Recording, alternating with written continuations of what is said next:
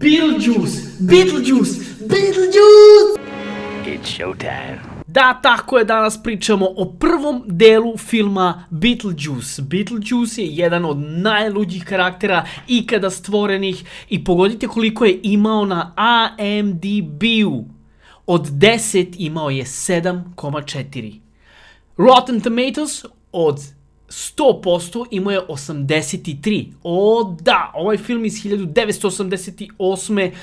Ovaj film iz 1988. predvode Alec Baldwin, Gina Davis i poznati, jedan od najpoznatijih Batmana, Michael Keaton. Tako je, Michael Keaton u filmu glumi Beetlejuice-a, naravno.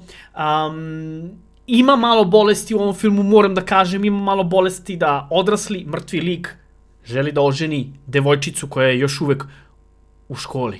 Oops, we're gonna need witnesses. Would you? Budimo realni, film kao film je uvrnut, lud, definitivno lud. Ja sam uživao u njemu, film za to vreme bio je bomba, vidi. Koristili su jednu od posebnih filmskih metoda kako bi ovaj film dočarali gledaocima kao nešto nadprirodno.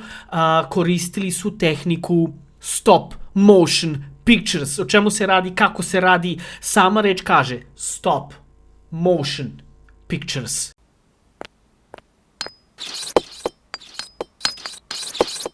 Jedan pokret je 1000 slika i to traje mnogo. To vam je kada želite vaše, recimo, igračke, da, vi klinci, želite vaše igračke ili vi odrasli, želite da vaše figure ili tako nešto, neke stvari koje nisu žive, učinite živim na filmu. I onda svaki mali pokret, svaki mali detalj se fotografiše ili se jednostavno snima pomeranje te neke, da kažemo, na primjer, figure, i onda se secka i uzima svaki pokret koji je učinjen bez da se vide naši prsti, jel? I onda se napravi jedan niz fotografija ili ti niz snimaka jedan pored drugog koji čini da ta figura u stvari oživi i da se pomera. I mi vidimo da te neke stvari, nadprirodne stvari ili ti neke stvari koje nemaju života u sebi su u stvari žive. Ta tehnika se koristila u ovom filmu i možete da zamislite koliko treba vremena za jedan pokret ruke, kao što je ovo. Mnogo.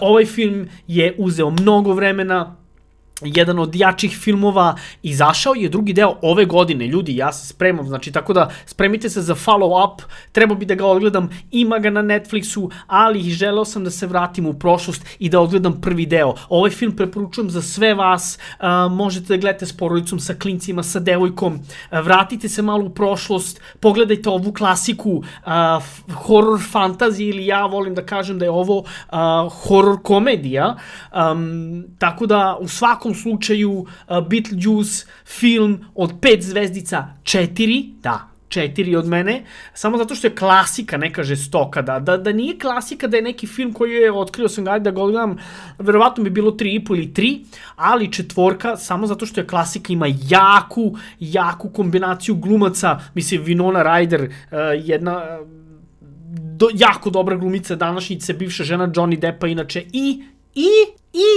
tada je glumila u ovom filmu, bila je klinka, šta je imala, 15 godina, mislim, lupam, ne znam ni ja, ali tinejdžerka je bila u svakom slučaju. Tako da, ja se više sećam crtača nego što se sećam ovog filma, ali gledajući ovaj film primetio sam da ima dosta toga što je, recimo, prazno, nekako površno, ima površnih scena. Recimo da ovaj film u osnovi površan, da nisu bitni toliki detalji i postoje mnoga pitanja na koja nećemo dobiti odgovor, verovatno u drugom delu, ne znam, ali ono što mogu da vam kažem jeste da je film bio zanimljiv.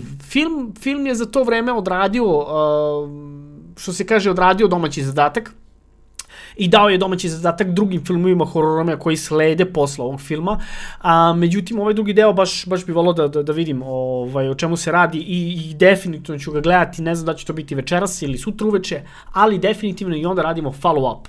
Bacite like, bacite subscribe, hvala vam što ste bili sa mnom i u ovoj epizodi i nemojte da kažete nikada 3 puta Beetlejuice, Beetlejuice, Beetlejuice!